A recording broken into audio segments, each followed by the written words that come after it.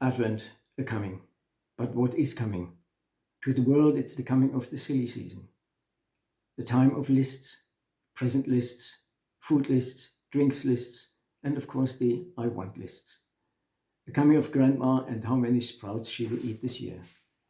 Endless lists of excess and expense. The coming of spending more and earning less. The coming of office parties and school nativity plays. And of course there are those Advent calendars.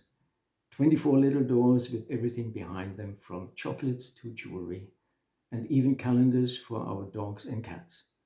The silly season.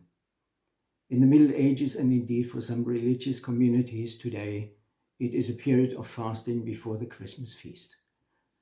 But what is the Advent for Christians? It's not about what is coming, but it's about who is coming. We have calendars with big doors, and behind them we find love, we find hope, we find God's promises that will not fail.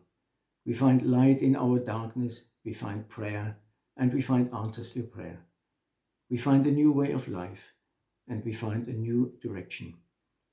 We find a faith and confidence in God who says, I need a door to your heart, a door that only you can open.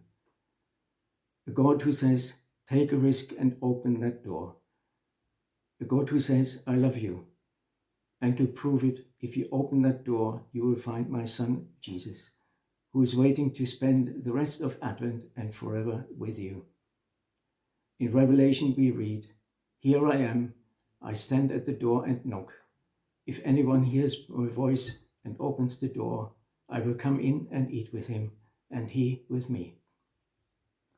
Advent is a time to prepare for that knocking, to prepare for the Son of God.